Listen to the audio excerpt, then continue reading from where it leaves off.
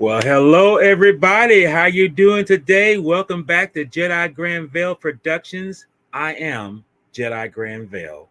And with me again is Mr. DJ Anubis, here to discuss a film that we were discussing last week. But if anyone was here, I'm pretty sure you saw the chaotic and how can I say, just breakdown of life itself for me because, well, it goes without saying. His house got raided by the Yeah, counterfeit feds. well, there you go. Shit happens and you keep going, but this is how it is. But before we get started, let me get some of the comments in here. Mr. Jake, how you feeling today, sir? Hope you're doing all right. And we got Mr. Kevin Lambert. Yes, sir. Take two. Let's go. I'm about to do this. Yes. But as the title of the podcast pretty much says, we're talking about To Live and Die in LA. Okay.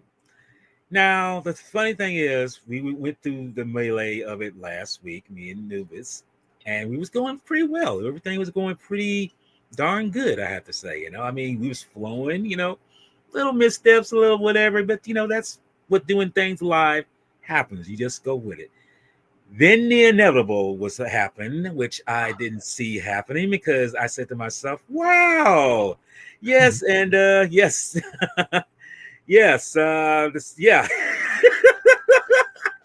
Literally, that's what it did. I mean, and here's a question for Jake and Kevin. Did you guys ever get around to watching this film? Because now it gave you time and it was on Tubi. Yes, I was going to say because I think Kevin said he was going to try to watch it, get a chance to watch it. Hopefully you did, Kevin, because this film is I think it's one of the few underrated action pictures of the 80s. I mean, and if you think about it, this film came out in 85. And am I recall correctly, I don't know how you think about it. You did. It was good job. Yes. Okay, you did. All right. Yes. Oh, Jake didn't see it? Okay, well, you'll get a chance to see it. Yeah, well, I hope you did because this film is unlike any of the 80s action pictures of that time. And like I say, I'll ask the question again, when the film came out, do you feel like 85 kind of started the trend of just action pictures in general for the late 80s? Because if you think about it, the early 80s were kind of tame in terms of action. But once this, because like I say, 85 had both Stallone and Schwarzenegger in two films that pretty much just like were crazy fun, which was Rambo First Blood Part 2 and Commando. And you kind of wonder, it's like, okay, this film came out at the tail end of 85. Do you feel like 85 was the like startup to all the rest of the action pictures that came out following this? Probably pretty close. It depends on what you define as action. I mean, we could go as far back as Conan the Barbarian or Terminator. Those could be considered, even though they have like sci-fi and also fantasy aspects. They are action films in their own way. But yeah, I think obviously once Terminator came out in '84, that Schwarzenegger just really went on the rise in terms of some of his other stuff that he was doing. That he was more of this larger than life action hero. And same with Rambo, with Stallone, like the Rocky stuff and all that. It was just really starting to keep going and going and going. The thing that's cool about this film is that it's one of those films where it's a little bit more thriller than action, but it's also very much, as you said, a very underrated film. I kind of account to this, like if you ever saw Tequila Sunrise with Kurt Russell, Mel Gibson, and Michelle Pfeiffer, it has they're not going to blow you away with like explosions and all this stuff, but they have solid stories, great dynamics with the characters, great acting. We know in this one you got William Peterson, William Dafoe, Deborah Fuhrer, and John Turturro and Dean Stockwell. So there's a lot of big names in there that people may not know of. And This was one of the earliest films I remember seeing with Defoe, and this I didn't even see Streets of Fire yet. I think that came out a year or two Yeah, before. I was gonna say it came out in '85. Yeah, about a year before this one. So this was kind of like my first introduction to him, and I thought he was fantastic. Like he was very eerie and scary Yeah, in terms of like a villain. Uh, he. I gotta say, he really is very like chameleon, like just very like Terminator. It's kind of weird.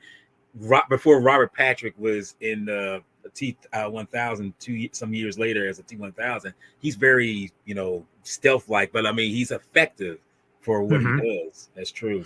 Yeah, because you obviously his character who is a counterfeiter, like you don't really expect him to be violent. Now he does have like a bodyguard Jack who is very violent, but Yes. as you watch this film, there are times when Defoe's character gets violent, and so I think to the one scene where he's trying to track down a guy that might be skimming out on him with some of the money, the counterfeit Mhm. stuff.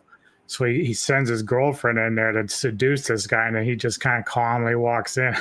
He's like, "Yeah, first you're taking money from me, but now you're trying to fuck my girlfriend." I'm just like, Right. and I'm thinking to myself, if I'm in that guy's shoes, I'm like, "Well, I would fuck her, yes." She came on to True. me, you know, like duh. And isn't it But weird that in that moment it's like, it's like, okay, and William Defoe is like on a kind of short level to a degree. I mean, he's like I said, I think we're both taller than him, but the thing about it is he doesn't let that stature himself stop him from doing what he does, because you see how he kicks homeboy in the nards, and like I say, he pretty much gets the upper hand on him, so it's like it lets you know it doesn't matter what your size is, it's about how effective you are as your job you're doing. And like I say, way he gets, think back to the moment where he's at his regular place where he does the printing of the counterfeit money, and the guy that's tracking the place down, bring him up here, which was played by you know mhm. what's his name here. Let's make sure it's William Hart in the movie. No, Jim Is Hart. it John Paco? Is that him? No, no, no. Well, not John Paco. I'm talking about Jim Jim Hart. That's Chance's partner. Oh, okay. He was like two or three days to retirement, but he's played by Michael Green here, and it's this moment where he's at the place where this is where his counterfeiting ring was at. Now, when he goes into that garbage can, notice how when the foe comes out, well, when I say comes out, you see him with his hand first, and then you see him look through the railing, and it's just like, look how his his expression is. It's like this guy is like, oh, I'm gonna, it's like, who is this? And whoever he is, he's about to be dead. He played that so silently that it's like, this guy's in danger. That shows how effective William Dafoe really was. And like I say, this is my first outing seeing William Dafoe in anything. I never knew who he was until I saw this film. So Yeah. And the funny thing is, too, we talked about it before, your internet went down last week, but the counterfeit. So they spend a good deal of the first part of the movie showing you Defoe's character, Chance, making the money and using plates and everything else. And, I kind of knew that some of this was probably from based off real technique, but apparently all of it is true. So they had yes, a real counterfeit guy on set who showed them and told them what they were going to do and how it's done. And so that everything that Defoe was doing was real, like in yes, terms of so real, in fact, that some of the money they made got outside of the set and people were using it. The social security had to like go and track the money down because it got out in circulation. and I guess that's how much they were making it, because it was so good. It's like, dude, y'all need to keep this here. And I kind of read about that the director freaking had done that, printed all this fake money, blah blah blah. But at the same time, it's like, how do you let someone get it off the set here, man? This is not real money. You need to keep an Well, eye on that. I think it's amazing. Like, I mean, if you had to sit there and think about a director that's going to go all in and make it as authentic as possible, that's a pretty crazy way to go. Like, you're making real counterfeit money. So good that like it actually gets out there and people can use it and it's not real. My God. And you know the funny thing is, this is the thing about William Friedkin. Here he is with William Patterson, and this is, I got to say, this is another film that was the first introduction to Peterson, because I never seen him in anything before this. You know, and Yeah. he was going to be in Well, I can't remember because when did Manhunter come out? Because that's the other one I had seen. a year after this one. Okay, so I definitely saw this one first, and then of course Manhunter after that. Yes, but the thing about this, William Friedkin, he wanted to do this film as so realistically on location, without. In fact, some of the takes that you see in the film are actually first takes, like the scene where they're coming out the bar, him and Hart and Chance coming out. They, usually you do a blocking with a scene where you rehearse something, and you block it, and you follow the characters, or you're talking, whatever. That scene where they come out the bar and he gives them the fishing rod and he goes to his car, and the two actors thought that was just a rehearsal. They thought that was a rehearsal altogether. They didn't think that was a real take. I think it was like, oh, that's, we're just rehearsing. We're just going at it, flowing with it. But that was the whole MO of Friedkin. He wanted to get that authenticity of the characters, the mood, the setting. Because think about it, where they filmed this, they, like I say, they filmed this in Los Angeles. They did it in certain locations. It's kind of funny because next month I'm going to be doing the Heat, where it was filmed in Los Angeles.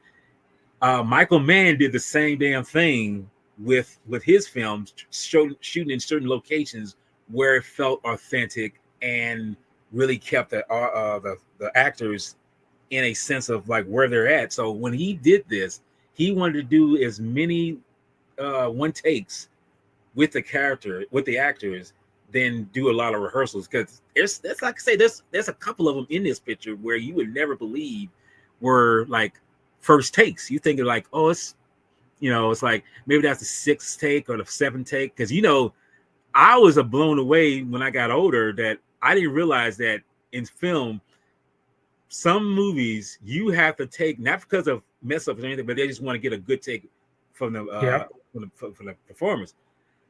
You'd be surprised how many takes certain films do for one particular scene.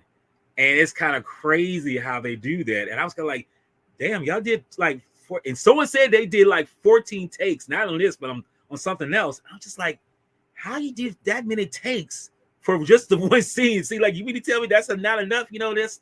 But they want to make that sure that actually happened to us last night, because granted we weren't taking like 14 takes or anything, but I noticed with Sean, like, we would do a take, and if it was really good, he would like, oh, that was awesome, but let's do it again. So that was kind of like my funny thing throughout the night. Every time Sean said, hey, that was great, okay, let's do it again. And so we ended up doing like a lot of our takes like 2 or 3 times, which was cool. And I understood it, because in case he likes certain things about one scene versus the other one, and he can kind of clip them together in the way that he wants. And that's the way I think a lot of directors think, is like, yeah, even though this scene might be really great, there might be something I might have done with, like, whether I used a different vocalization during my dialogue or different mannerism of what I might have done. So he might say, okay, I'm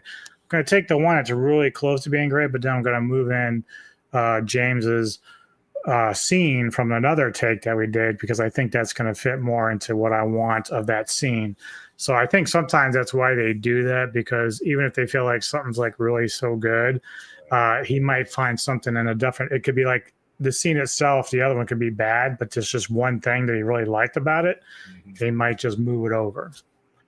And it's kind of brilliant, because that shows and I mean, I don't know if someone would say brilliance, which I feel it is. I feel that's just how a director really wants to capture the essence of the moment. And like I say, where you're filming, and I won't, just in case anyone knows, our friend Mr. Anubis will be in a film, and he's one of the few thespians that I actually know. But when it comes out, y'all know.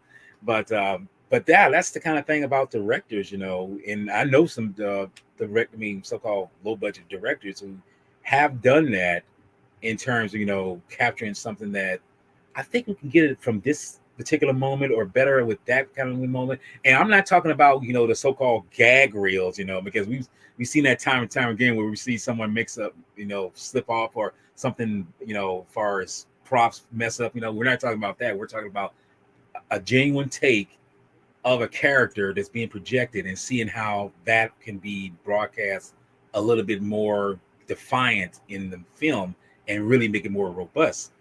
And Mm-hmm. that's kind of the thing with here with Freaking, he was that kind of individual. That's probably why he won an Oscar for The Exorcist, because he did those kind of things on that film. Well, I'm trying to say, was it The Exorcist or was it the French Connection? I'm not sure. I might got I might got the Oh, two it mixed might up. have been French Connection, I'm but thinking it's either French. Yeah, way, you I can think tell that he pays attention to detail. And like even with Sorcerer from 1978 or 77, yeah, uh, it's just he has such a good eye for like detail. Like you wouldn't think that much about The Exorcist, but when you think about the time that it came out, 1973. There's a reason why people that were lining up to see this were both terrified and intrigued about watching this film because of what he was able to do in it. Um, I still kind of like some of those effects from back then are still some of the best you'll ever see in a horror film, and especially for the time that it was released. And so I like that he's been able to kind of like stand out with his even in this film. It's not gory. I mean, it has some gore in it, but it's not like a horror film. It's just a thriller. Yeah, and so it's interesting how he's able to pay attention to so much detail, like we said about the counterfeiting part of it.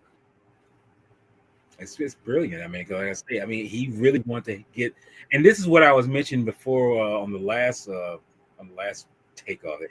We mentioned how that this particular film was one of those rarities where I feel it's like a because the '70s films that deal with these kind of thriller kind of act with a little action in there, it they really like harness the realism in the film back then during the '70s, and I think like this film is kind of, and then again, it could be just Freakin's passion in terms of what he learned during that time in the '70s. He just put it in the '80s here, but I feel like this film is more of a residue of what the '70s brought because certain films like this are very rare nowadays in terms of real hardcore realism. I mean, it's like you can tell that the acting is subpar, but then again, the acting here is very well done because some of the takes, like I said before, were spot on and it just flowed.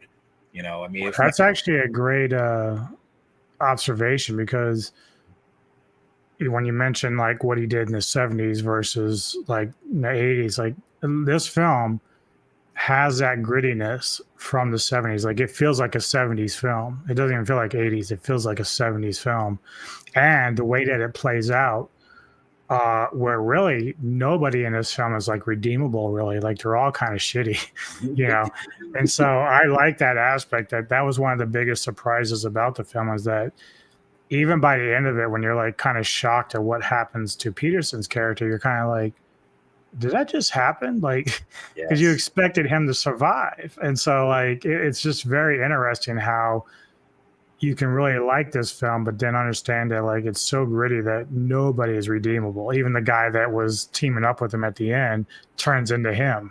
Right. You know what? Let's kind of get that particular moment out the way. And it's here's where it's like he's going to make the bus. He's going to, him and Vukovich are going to make the bus against Masters and everything.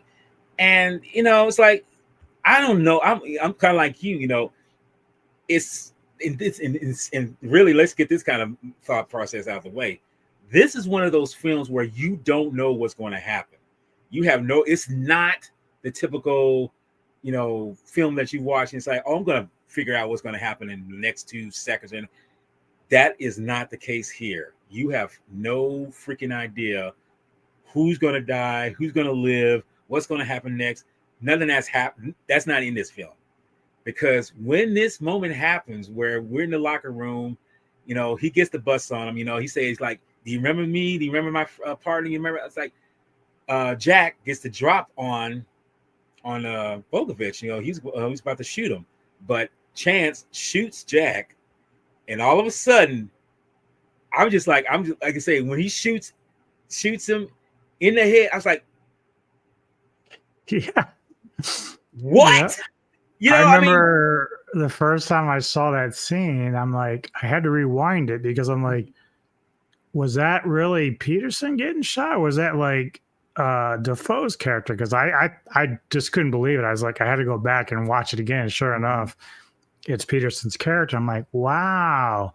So they set you up the entire film to follow this particular dude because he's on this quest to take down Defoe's character.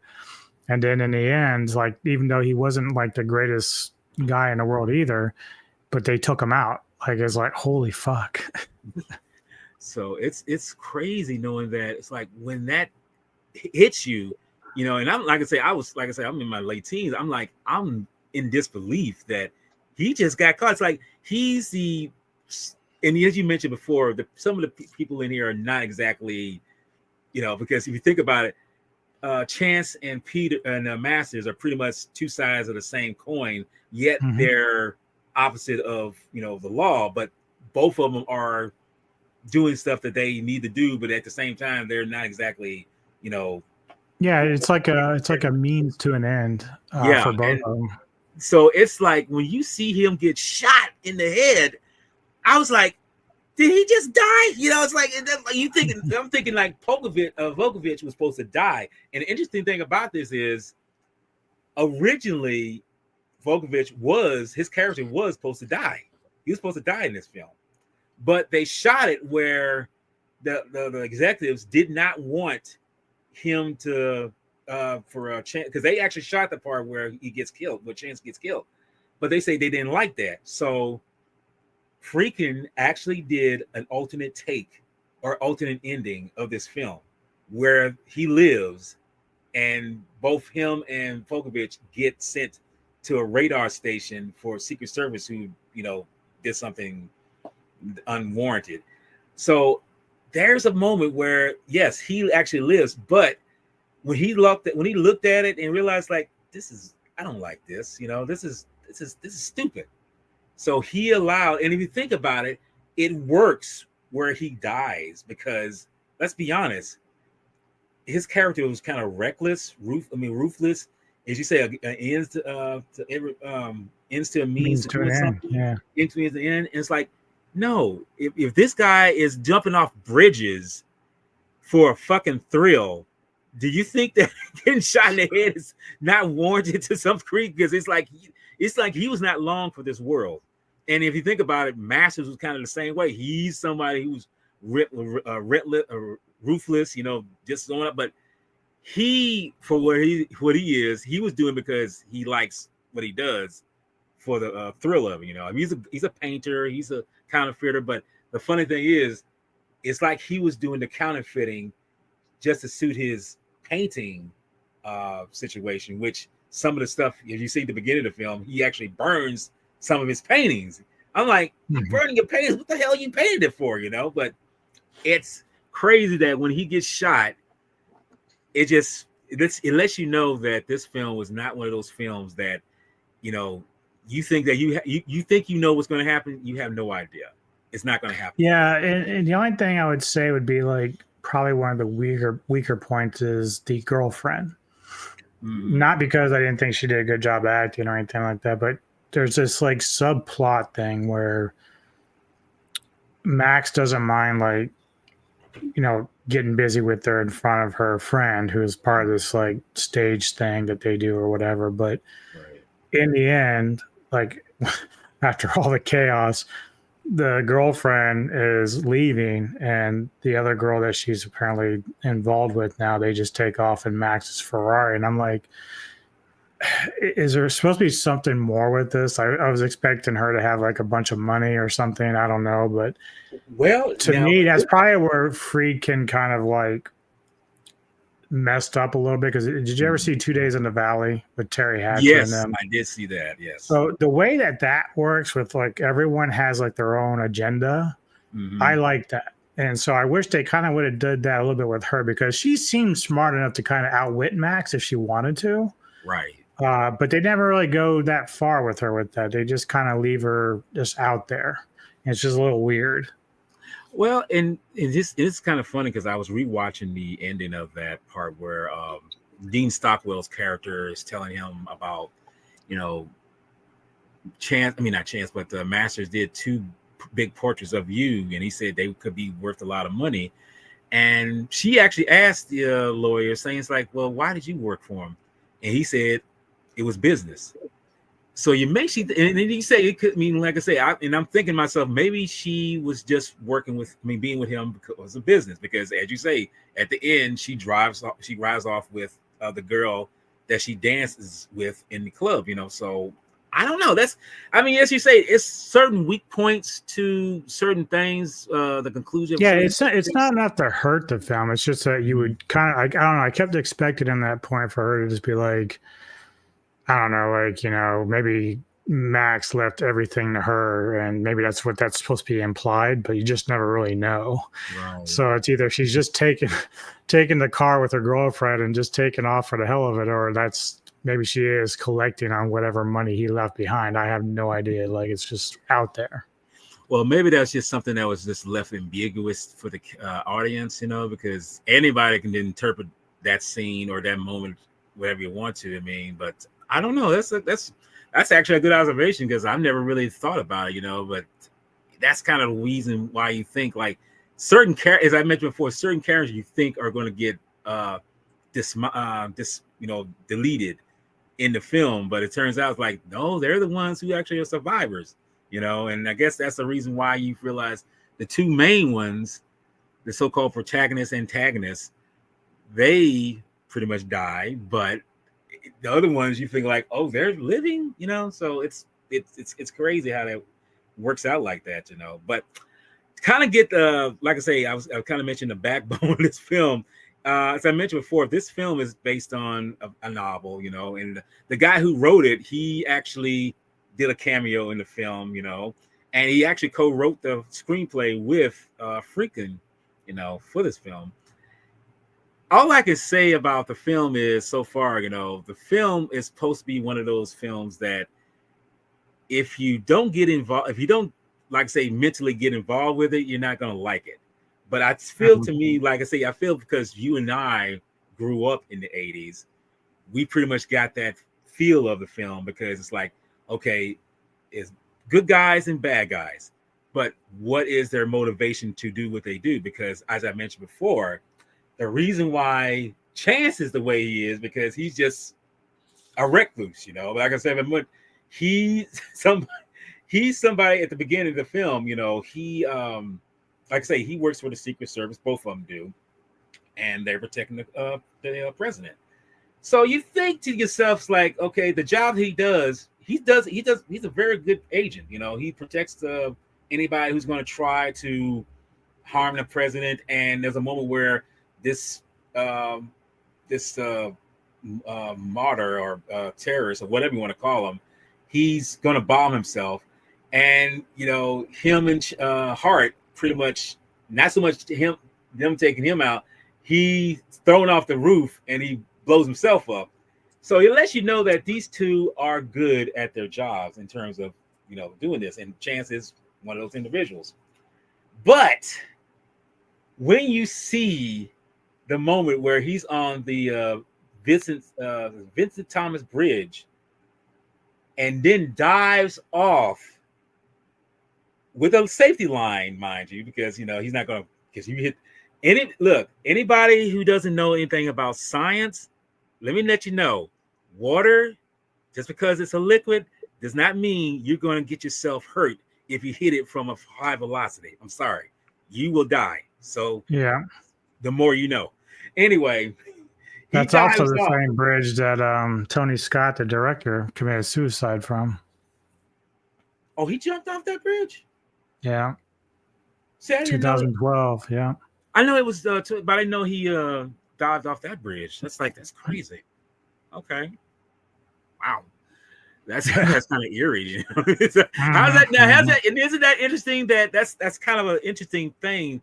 Okay, here's somebody who dives off just to make sure that he lives to see the next day, just to get a thrill. Where someone in real life does it, and for whatever reason he does it, it's like we'll never really know why he did it. I mean, because the man had a promising future. He was well-known, Yep. good, I mean, director. So I don't know what was the reason behind that, but I didn't realize he had done. I mean, I didn't know he dived off that bridge. I didn't realize it was there. I thought it was something else that he did for that. That's crazy. But the thing about this film, like I say, the character of Chance is, like I say, you can tell, and I think that was the whole point of what Freaking was doing. We're setting up the fact that he is ambitious in what he does, but at the same time, he's somebody that's going to say, "I'm going to do whatever needs to be taken to do whatever needs to be done." Because you see, when he asked him, his partner Hart, I know you got something going on tomorrow. And he said, dude, I got 2 more days on this. Let me handle this. When the bus is done, then you come. So this is where you realize the domino effect happens, Hart gets killed. And I'm gonna tell you right now, this is a movie where I never seen a shotgun being used as it does in this film. I never you see like I say, you see people get shot in the abdomen or in the leg or whatever.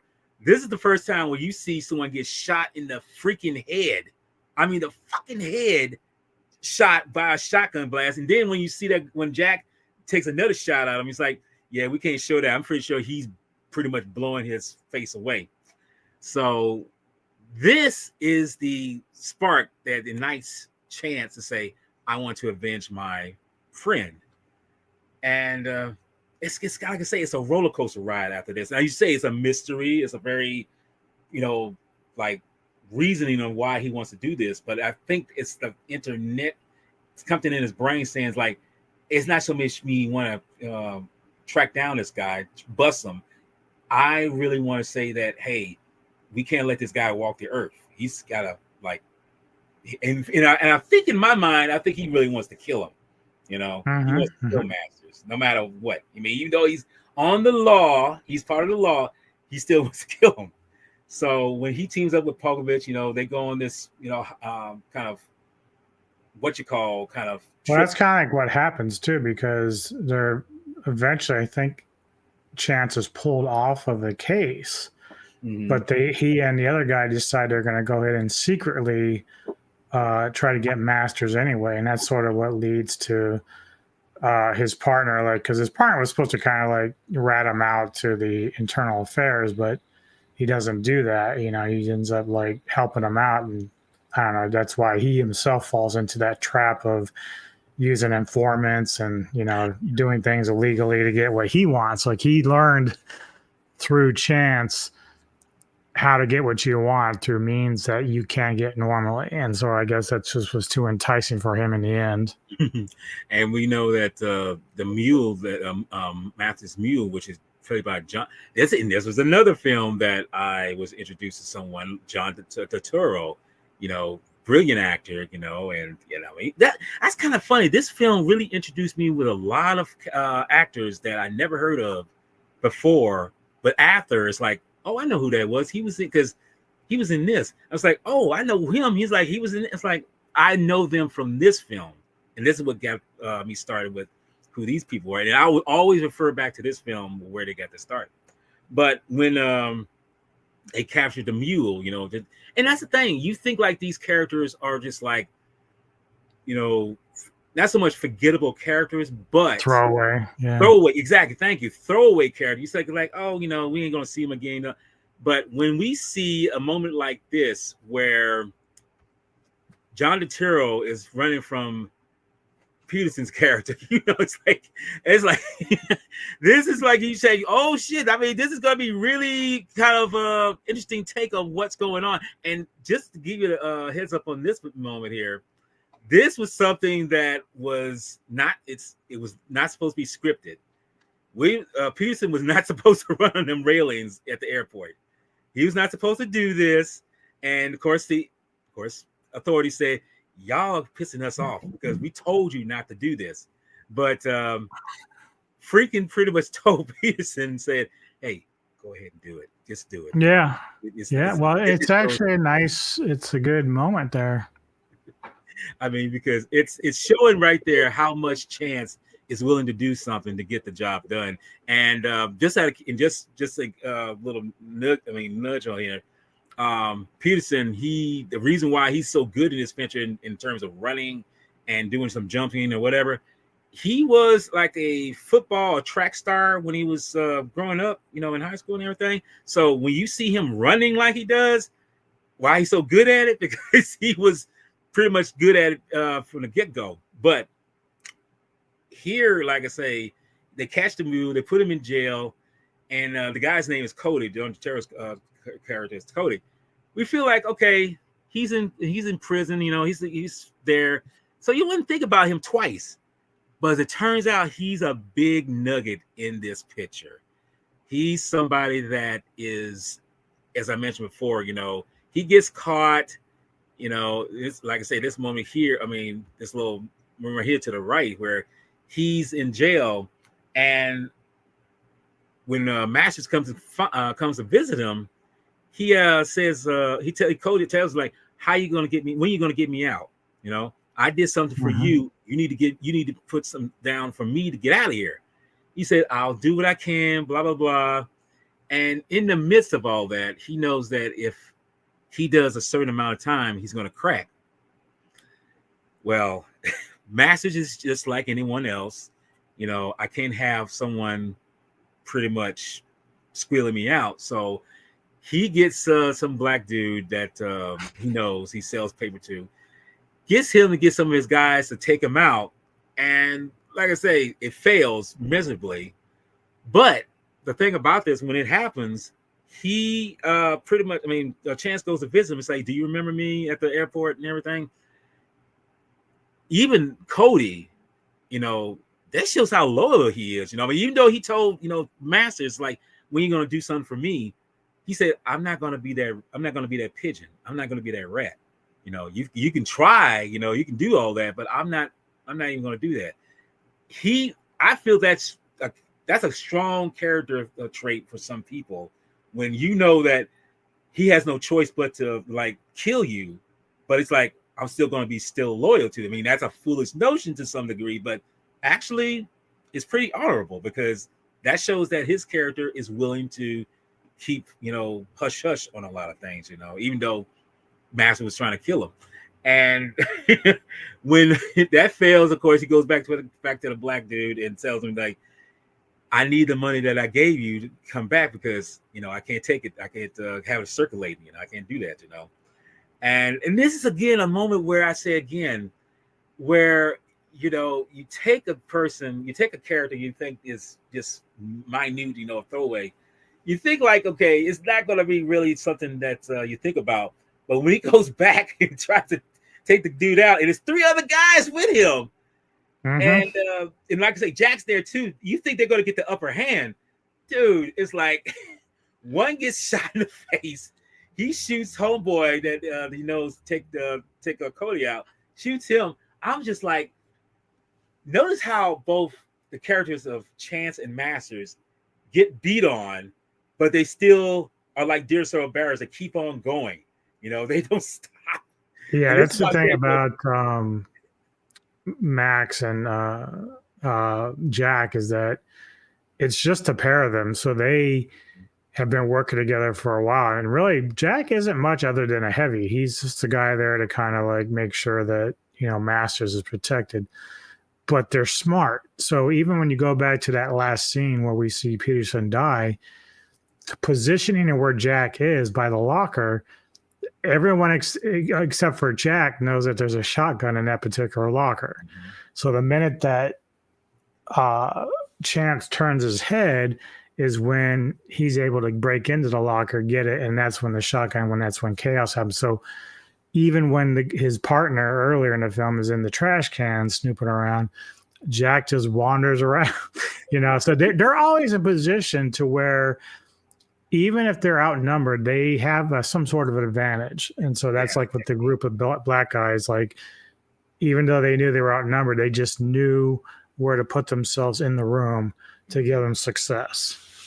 because this is amazing how that is the case. Because that was the one thing that always eluded me to a degree. It's like, how are y'all getting over on this guy, especially Max? When he hits him with that Cameron on Masters. And the only reason why I think he was able to get up, I think because his girlfriend was able to say he's looking for something. He's like, I think that kind of got him like, okay, I Yeah. gotta get back on my feet. And when he shoots him, ooh, dude, he shoots Max in a very sensitive spot. And I had to say that's another thing I've never seen anyone do in a film till this film. When he shoots him, it's like, yes, this guy is brutal. He is not trying to hold no prisoners and whatever. And the thing of, and this is another example of film's reality with this. When you see that their Chance and Pogovich are actually staking out the place, Max's place, at a church across the street, you think like, okay, they're gonna get the drop on whoever comes in and tries to whatever. But this is an example of something that happens in real life too. Someone screws up, and the reason why it screws up because someone was sleeping on the damn job. It's like that's a reason why you take turns on a stakeout. One can rest, and the other one keeps their eyes open, keeps it out, and you like, oh my god. And when he see like, okay, I see Chances asleep, but then when you see him wake up and you hear some noise when a cop pulls up to Max's house, you feel like, okay, what? How come they didn't see this and hear this? Nothing. You see that Pogovich is like lights out. I was like, oh my god, dude. I mean, and you would think like that's irritating, which it is, but at the same time, this is something that freaking was trying to capture, showing that even the most professional of you know law enforcement can be kind of in that kind of stupefied with what they're doing. They can fuck up occasionally. And it's sad that they do that. But as you see, they get the they get homeboy. They go into the place, and while the cop is there, they go in and they don't tell him anything. Chance was able to lift up a black book of Max's, which has a lot of contacts, a lot of these information, whatever. So it's like I say again, you don't know where this is going. You don't know where it's going to happen, what's going to happen. And this is a moment I have to bring up with Chance and Ruth, which is played by Darlene Frugal. She's an informant on the streets. She's watching. You think that this moment where he goes to our house, and whatever after this particular goes wrong, they go into this moment where they commence and everything. I don't want to be too graphic, and you think like, okay, Chance is making love or whatever with this woman, but as it turns out, he's not doing this for so much that he loves her or anything like that. He's doing this because, well, he's just horny. He's Yeah. like I said again, showing that he has no dignifying qualities about him except that he's trying to bust the bad guy. And as you see where he asks what I get out for telling you about Max, he say no bust, no kind of a reward. And during the time where she asked him, do you think there's, she's trying to kind of open up to him about certain things. She's looking at the bridge that's in the background, which is kind of interesting. It's kind of an interesting take on this. She says to him, if you had real balls, you would jump off this bridge, And she tells him, she's trying to tell him in no small words that what happened to Max could happen to me. I'm trying to live out through all these things. And when she brings up the question, what would you do if I don't give you any more information? And he says, like, why would you ask that? I'll just Right. ask. And it's that moment where you realize that he's not really caring about this woman. He has No, no, he's literally just telling her like, well, I'll tell your parole officer and then you'll go back to prison. yeah. That's basically. And it lets you know that this guy is like, and I don't know how you felt about it when you first saw it, but it kind of made me feel this guy is not really all of who I thought he was. He's really kind of a scumbag to a degree. You know, Mm-hmm. it's true that he's, doing what he has to do in order to do what needs to be done. But dude, do you not have some kind of moral scruples whatsoever to show that this person is a survivor? She doesn't want to go back into the joint. She doesn't want. He's not even considering about that. He's trying to bust the person that killed his partner or whatever goes down.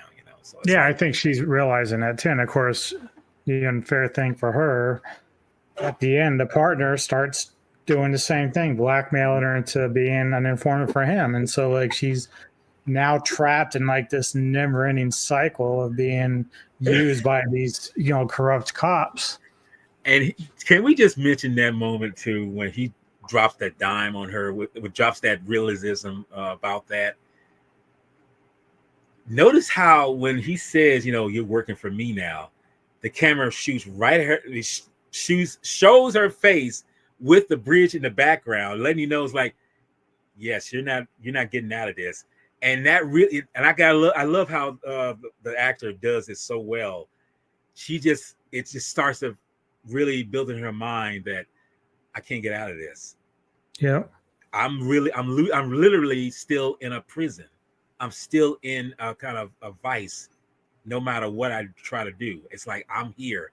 This is what I'm going to be, and it's not going. I'm not going anywhere. It's like when she does that, to a degree, I kind of felt sorry for her. I mean, I know why she No, you did. do. Like, because she's really just somebody that's caught in a lot of this. Like, she can find out information, but like, we don't really know exactly. I mean, to me, that moment with Peterson's character, like, you kind of get the sense she really does like him. Like, they share those moments, but like when he basically tells her that, if you don't keep informing for me, I'm going to turn you back into your parole officer. Like, you realize that, and she realizes that he doesn't give a fuck about her, and that's heartbreaking for her. Right, and that's such a sad notion, and you hate to think like, oh, because she went to, you was in a joint, it's like you're bad, period. But it's like, if you're someone who's trying to like kind of redeem yourself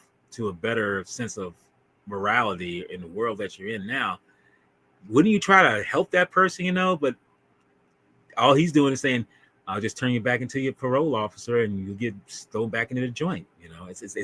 It's sad knowing, as you mentioned before, because the whole premise of this film anyway is just doing that. We're dealing with counterfeit money and trying to count, but the feelings for certain people are counterfeit. His feelings for her are counterfeit. They're Fake. not real. Yep. Yeah, they're very fake, and That's a good parallel to use because I didn't really think about that, but it's a good way to look at it. Yeah. The movie tries to deal with counterfeit money, but in the end, it's really the people that are counterfeit. They're not really who they are. Because you see what happens with Popovich. You see how at the end, that to me right there was a total 180 moment, because I'm like, what the fuck just happened? You're taking the reins of what Chance was? I was like, and it makes me think to myself, maybe that was something he really wanted to do, because through the film, he's trying to go by the book. He's trying to go by what his authority, what's written. In the end, it's because like he was supposed to like basically rat out Chance. Like he was hired to do not hired, but asked to do that. But we see that when Chance is killed, he's actually pretty distraught about it. Like he's like, because he was fumbling around trying to get handcuffs, and that's when Jack got the shotgun. That's when hell broke loose. So he felt guilty about Chance dying, and so but there's like this and I think you alluded to it, there's like this sense of respect that this guy had for Chance. And now at the end, he says, all right, I understand Chance better now. I know why he was doing what he's doing, even though if it's not totally by the book, I get it. And so that's why he starts doing it. And that's crazy. I mean, that's why I say this whole film is such a, and I think you said it best, a melee of just insanity. And I want to bring up the one thing about this film that is really potent to all this, because you had mentioned it in the previous one take we did. The soundtrack is done by Wang Chung. You know, Mm-hmm. very interesting choice to make. I mean, to make the music for this film. But if you really listen to the music to it, you realize this is what freaking was trying to capture in the essence of the film in all its splendor, which is create the kind of chaotic kind of just mythos of what is going through either people's minds or the moments or whatever. And you realize like, and then when it does bring up the kind of certain points where it's like action happens or certain things need to be emphasized, like the group really hits home. And you got a couple of songs in there that are pretty well done which I know like Dance Hall Days, you know, was in a previous was on a previous album by them, which I like. It was like put in this, but there were new songs made up for this film, which of course was To Live and Die in LA, which, believe it or not, freaking said he did not want the group to make a song with the title of the movie. You know, he didn't want that. He's just like, because you've seen a lot of films where the title of the film is the title of the song, and they don't want that. But again, when he heard it, you know, it's like, well, actually, this actually fits because the song was written in like maybe 1 or 2 weeks. And this is only after the group saw the film in its final form and realized like this is what this the song is trying to portray. It's because showing many things, because there's a lyric in the movie. I mean, a lyric in the song where it says, but I'm held in some kind of invisible vice. And if you think about it, some of these people are held in vices to a degree, like. But Ruth, she's in a vice, you know, she's in a thing where she can't escape, and it's kind of daunting knowing that you have the right people to do the right job, but you get more out of it what you thought it's going to be. So Yeah, but I was never a big overall fan of that particular title track. mm-hmm. Now I do own like his greatest hits for some reason. Okay. For Wang Chung, because I do like Dance All Days. But there's actually an alternate version to Dance All Days, which is it's a ballad and it's done slower. And I kind of wish at the end they would have used that because it would have been a nice way to like go out of the movie. But as far as the title track, like it's okay, but it doesn't hit like it would be like if you were watching Beverly Hills Cop or something like that. It just didn't have that standout thing. Now Freakin' probably was looking at it more from his gritty perspective of how he wanted his movie to be. But if he liked it, fine. I mean, I know it was a decent hit for Wang Chung, but for me, it wasn't like something that is really memorable as compared to like Dance Hall Days. But it is what it is. Like I was a little surprised he used Wang for everything. Like that's a little bit crazy. But if you like a band, I mean, I don't know what Stephen King did it for Maximum Overdrive with AC/DC. So I know, right? Because that was something I was kind of like, wow, that's kind of, I mean, it's an interesting thing, but AC/DC for a movie like, then again, I had to remind myself, or both of ourselves, like, it's Stephen King, his first time directing, and yeah, something, his first and last attempt at doing that, which makes sense that he gets somebody that's, it's like, we'll try, you know, we'll see how it works, you know, but turns out it's like, yeah, I don't think so, you know, so. But no, it's Wang Chung was an interesting choice for this film, and I'm glad that it turned out to be something that can hone in to what he was trying to bring to the story, you know, because honestly, when I first heard the music in here, it's like, okay, I can see what he was trying to do, what he was trying to project, you know, and a great director always comes into play with trying to harness what is being brought to to the cinema. I mean, in terms of the story, and if it works for that movie, that's what it's going to work for. So I'm I'm just glad that when it did, it worked out well. Give me a second here. Hold up a second. Just a second.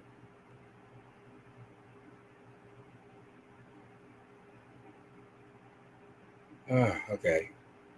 Okay. All right. Excuse me, people. I'm just yeah. Yeah. Let's say, oh, hold up 1 second. Hold on 1 second. In fact, let me take myself off the phone, off the. Uh-oh. Is he pissing in a bucket?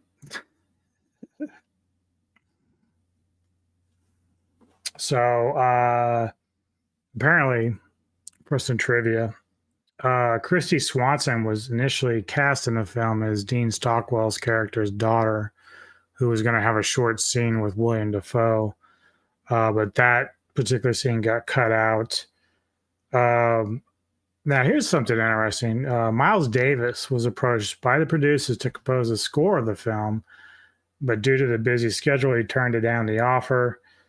So that's too bad. That would have been kind of cool to have Miles Davis on there. Let's see. I know they mentioned, so Peterson plays Richard Chance, but initially they had talked to be doing maybe Jeff Bridges for the role or Richard Gere or even Harrison Ford. I think Jeff might have been pretty good when I look back, but Peterson did a really fantastic job, so can't really complain too much about that. Let's see what else we got here. All right, I'm back, guys. I'm sorry about that. Now they did say that Dafoe and Peterson actually did not like each other on film, so they didn't really. They stayed away from each other off script, but Friedkin said that tension helped build the movie with the characters themselves. So I would never really notice that. I mean, like I say, I know their energy in terms of being, very like, I don't like you, I couldn't stand you, but in real life, they have that mince. It's kind of like that what you call with Tommy Lee Jones and Jim Carrey on Batman Forever. So I guess that would be the case. It's like, yeah, we're working together, but I don't like you. yeah, Like, that's crazy. it happens, but that's kind of a testament to how professional they are. They just keep doing it. Yes, and that's why and that's a throwaway too. I never really think about, because I know I've heard many stories with different actors and actresses where certain people, you don't see it like on screen, or you may hear it about it on a behind the scenes and everything, but on the screen, it's like, wow, you can't tell that they're disliking or really liking each other. They're really doing a good job, performing. But I think you bring up a good point. Their professionalism is there, and they continue on making sure like people won't know that, hey, we're doing a good job, but I slap this bitch if I have to. I mean, that's the kind of mentality that they have. And I was like, well, I guess that's the case right there. So that kind of makes sense. Yeah. But no, like I say, the film takes it's like I say, it's a wild ride, and Chance tries to do some things legally by writing a writ to get Cody out, and he does, but of course Cody gets away from him, and like I say, through all these things, he's trying to find a way to get Chance, so he can do it the right way, basically. Which he was been trying to do it the right way, but he's trying to do it the right way, the wrong way, as the saying goes. Yeah. And the wrong way comes up with Ruth telling him that he knows about a deal going down where a guy who's got like 50 grand in his possession to buy diamonds. And Chance wants, not Chance, but Masters wants like 30 grand for some dirty paper that they want, just like I say, to set them up, but they need 30 grand. But the head say you only get 10 grand to do these kind of fence for. So, like Chance, he's one of those characters. He's one of those elements, those entities, as forces of nature that makes you realize like he's going to do whatever he can to get this guy. So we are in a this is this is where, like I say, we thought we was in a tailspin with the movie before. This is where it really gets like really insane if you think about it. We have a moment where he's been told, like I say, by Ruth about this guy bringing down a Chinaman bringing down some money to buy, diamonds and everything coming down there, coming on train. So Chance tells Bogovich, who doesn't like this idea at all. He hates this idea because he's not trying to do nothing illegal like this. So he figures like, what if we jack this guy for this money and just never think about it? Now, at this moment in time, I don't know how this is going to go because I tell you right now, you're dancing with the devil with this moment. I mean, this is the moment where you realize Chance is really going off the edge. I mean, I thought he was going off the edge before. He's really going off the edge. So he's like, get the 50 from this guy and use it to take 30 to give it to Masters to, do the deal. Okay. Where we go from here is credible. They snatch the guy, they rob him, and in the midst of this, they're not aware, Chance or Bogovich, that are under the surveillance, because people. I mean, that's one thing you find out when you watch this film. Like, what's going on? Who are these people that are doing this? So we get into this hellacious moment where they're on a road on the highway going the wrong way which is another moment in film history where I've never seen before, where people drive on the wrong side of the road, and just to give you a little heads up, then you notice how they're driving on the left-hand side, where in Britain that's what they do. This was all Freakin's idea. Drive on this side of the road to see like it's like you're in Britain or something like that. And just to kind of give you an idea how chaotic it really is and show that everything's going off the trails. But when this happens, it's such a fucked up moment, because we see that the guy that gets killed is shot by accident by the guys who are surveilling, Chance and Bogovich. So you feel like, well, what's going on? What's happening? Why is all this going down like this? So they managed to get out of there unscathed, except getting their back window blown out of the Chevy that they're in. So when they get back to their to the office, the next day and everything, they find out that the guy was an undercover FBI agent.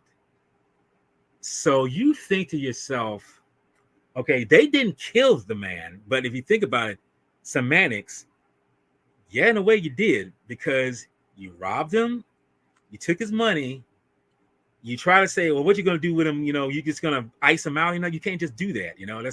That's you're a lawman. That's it's how far it makes you think, how far was Chance willing to go? Now, to some degree, they didn't have to kill the man because he gets killed by accident. So in the midst of all this, it makes you think to yourself, like, where is this story going now? They got the money, they got the means to do what they got to do the bust, but where is it going?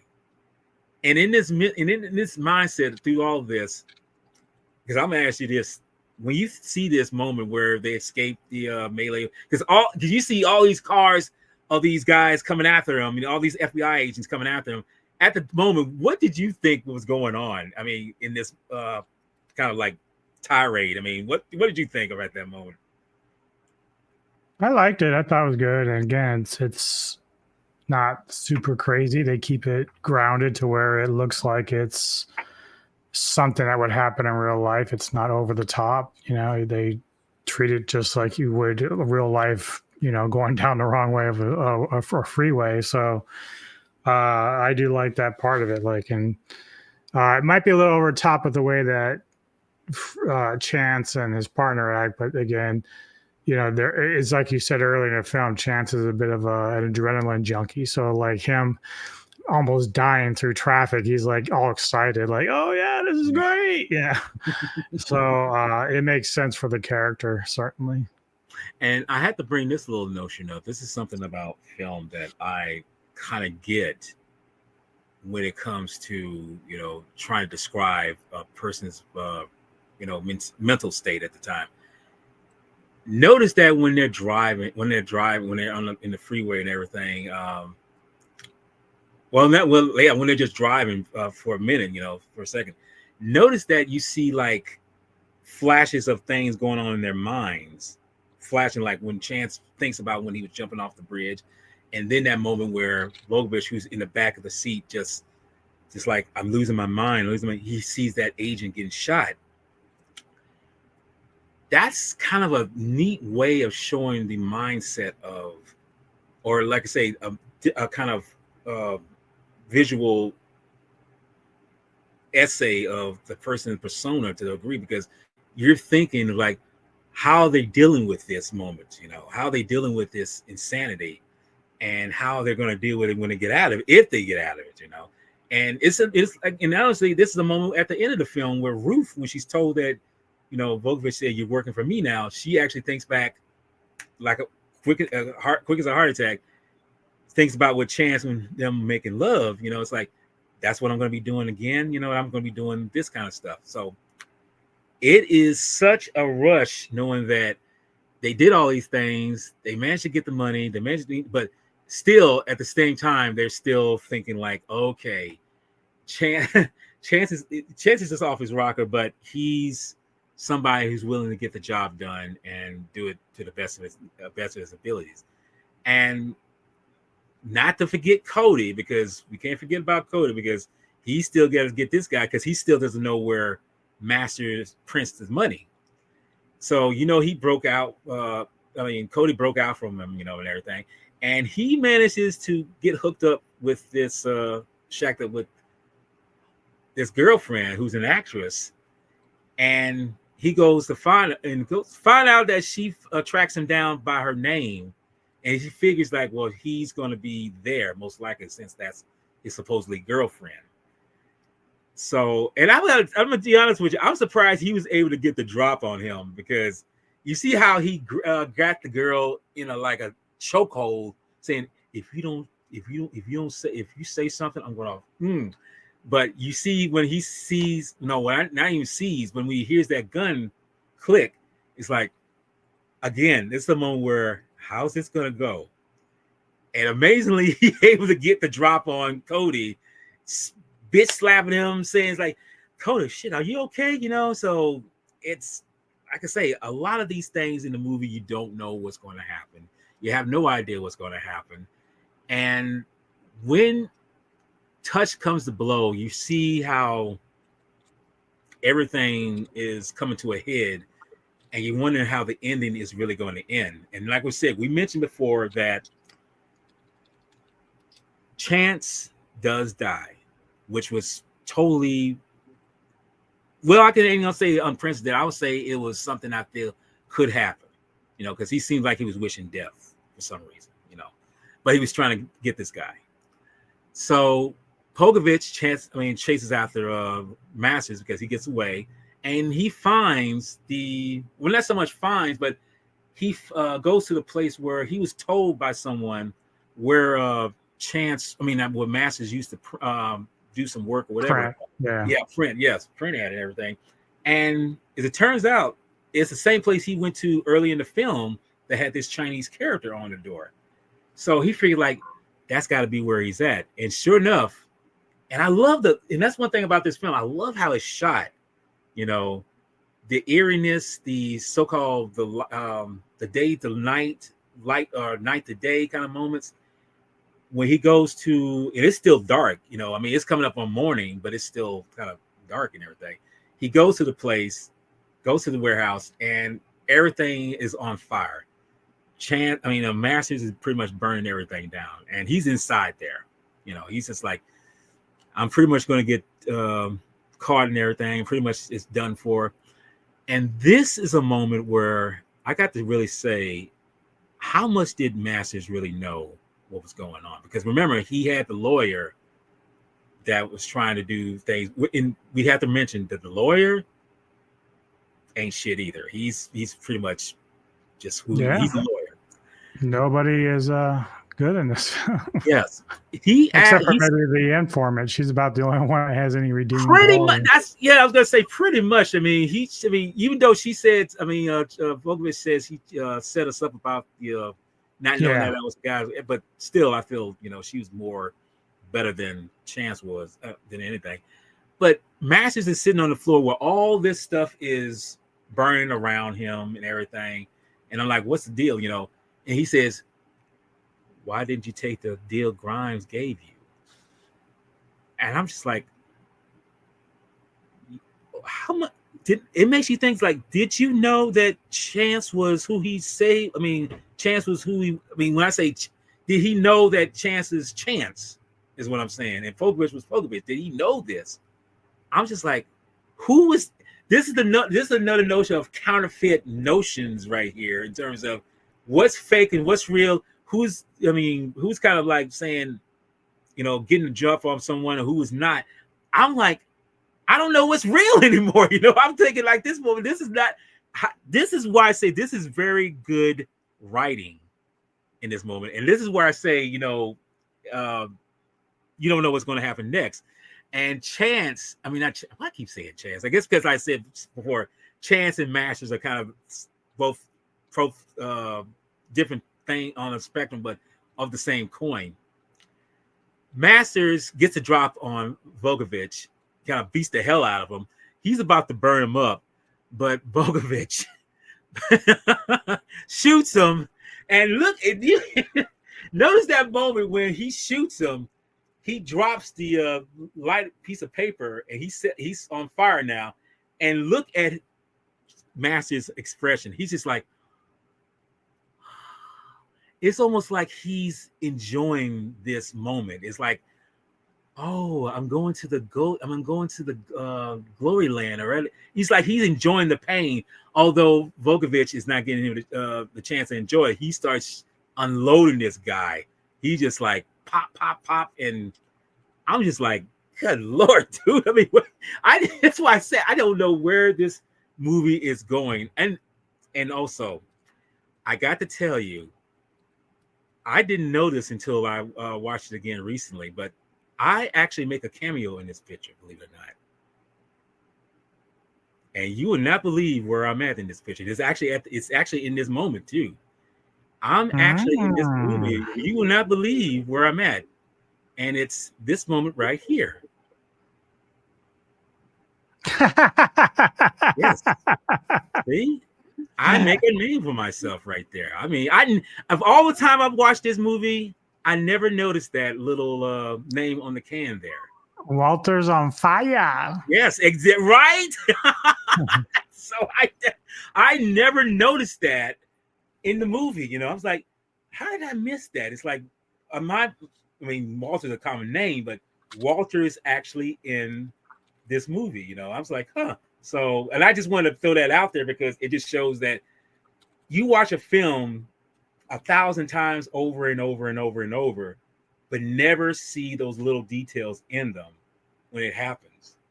And this movie, I gotta say, like I say, how it concludes and how it ends, you're kind of left with the fact that where does it go from there? Does it go still with, as we mentioned, Vogovich is going to pretty much use Ruth for what she is and whatever, but pretty much because he has changed. He's become this person. And it's crazy how this film turned out to be and how it starts and how it ends is one of those movies where I feel like this movie doesn't get the credit that it deserves, and it's No, sad. it doesn't. That's why I was glad you did it because it's one that no one really talks about a lot. So it's nice to go back and revisit it.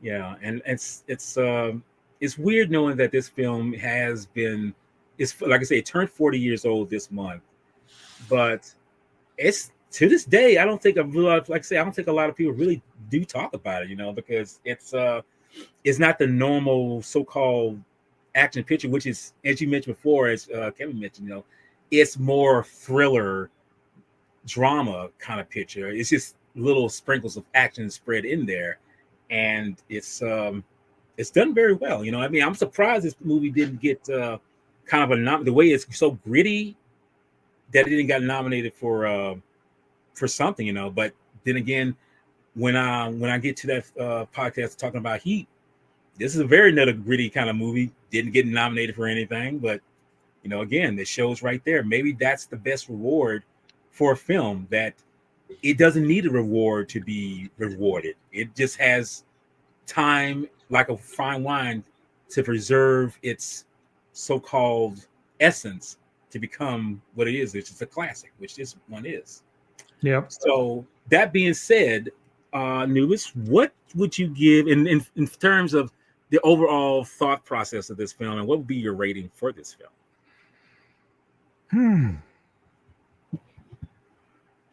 And I know that's a hard one too. Trust me.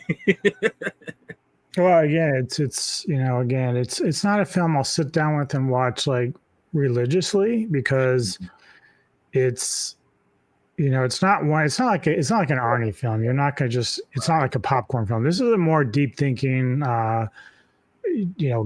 appreciate the acting and the storyline type of thing. So it's a little bit more deeper than that.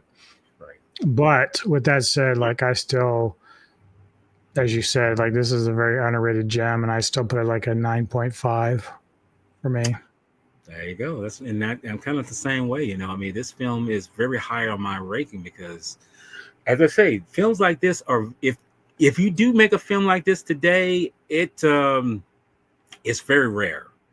It's very rare. It's extremely rare. The closest thing I can think of, and of course, the one that I'm thinking of is actually a remake, but that'd be The Departed, because that one has like a lot of crazy stuff at the ending and stuff that you wouldn't expect. And so this film is like a precursor to that, in the sense of how it's laid out with its character. So, and again, Departed is also a thriller and, a little bit of action and whatever, but they both just have a lot of complex characters that are throughout the film. But Departed is a little bit more deeper with its actors, because they're a bit more well known. But at the time that this was made, like, Freakin' could have used bigger name actors, but with the budget, he just didn't want to do it. And so it actually worked to his benefit, because you got to see the early works of like Defoe and Peterson and Turturro. So I can appreciate that he did that.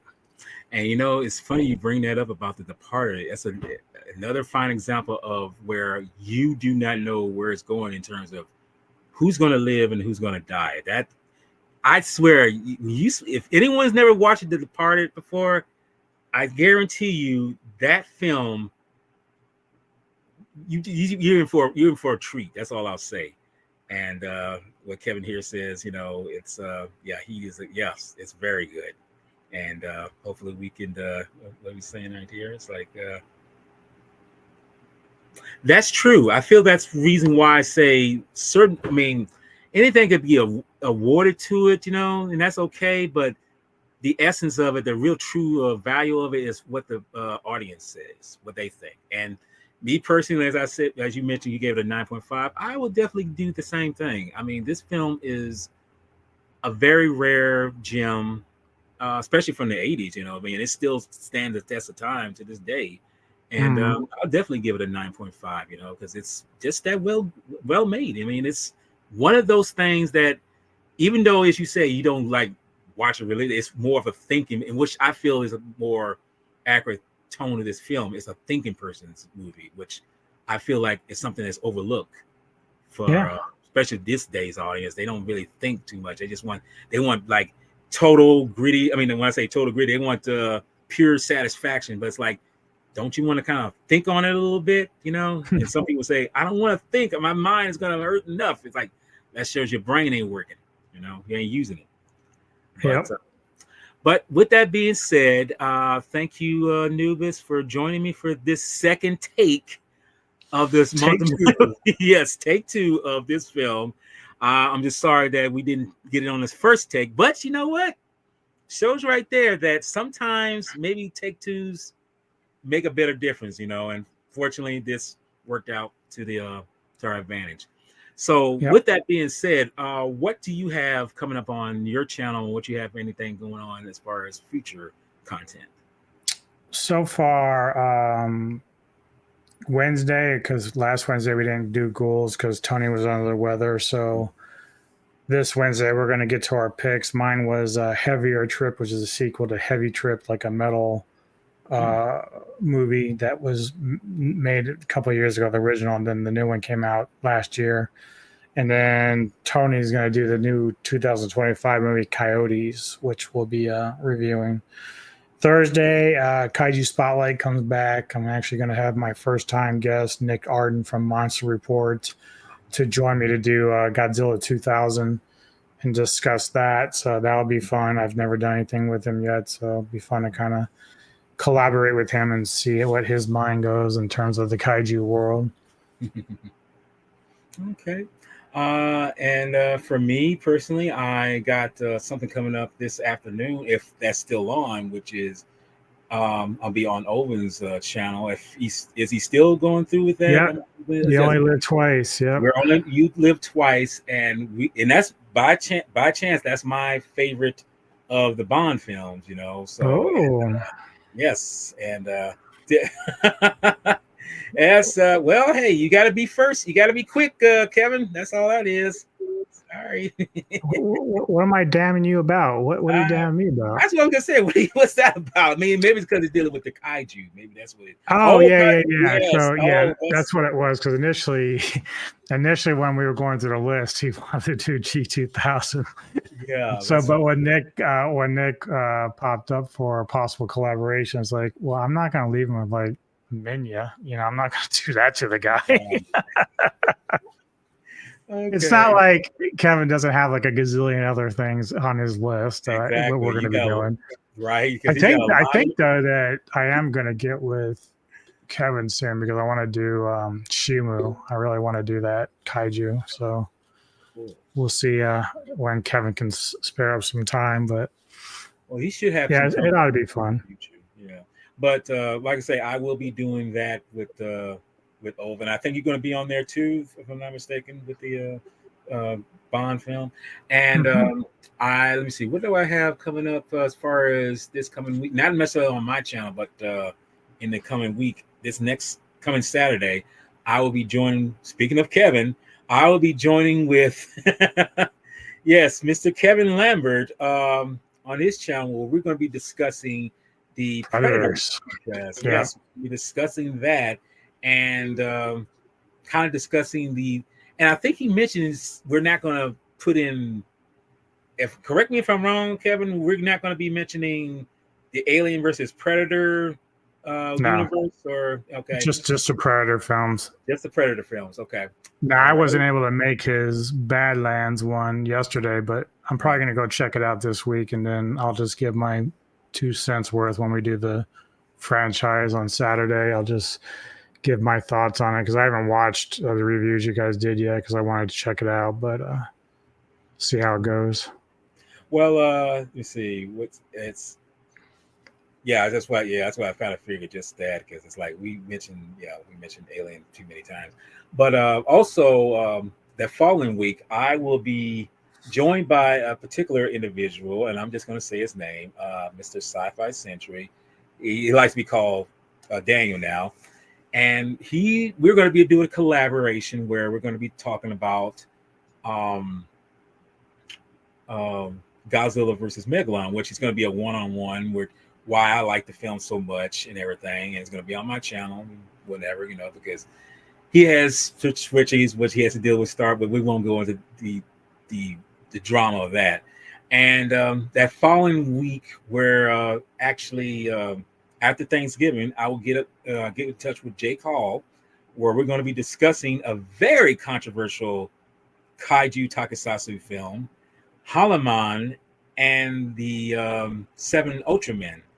And if anyone's ever heard this film, just look it up and look up the drama behind that film, and you'll understand why it's a very controversial film. And which I didn't realize films like this could be controversial, or any kaiju film would be controversial, but this one, street extremely is, and I want to. I'll tell you when we get there when the time comes. But other than that, I think that'll pretty much do it for right now. I mean, I got more in the back burner, but I feel like I'm gonna let people savor for it till that time comes. So, but again, Mr. DJ Anubis, thank you again for your time and patience, brother. I mean, I know, like I say, you could have ran the show last week, but I mean, I know it's like you say, it's not yours, but I mean, I I could understand. have done a whole like, okay, so this is Anubis's point of view, and then this is Walter's point of view. I'll speak on him too.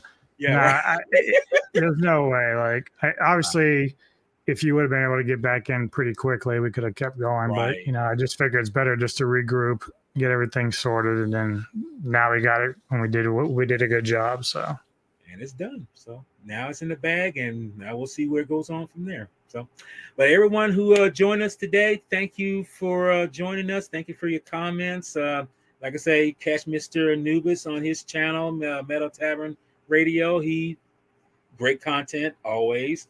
And my channel, of course, it's still working. It's still working. It's still a work in progress. It's like to say. But thank you again for joining us. And as I always say, y'all take care. Y'all be patient. And well, he pretty much said it. Yeah, I thank you for that, Kevin. I always say this as I close out: keep the film legacy alive. And y'all take care now. Peace. peace.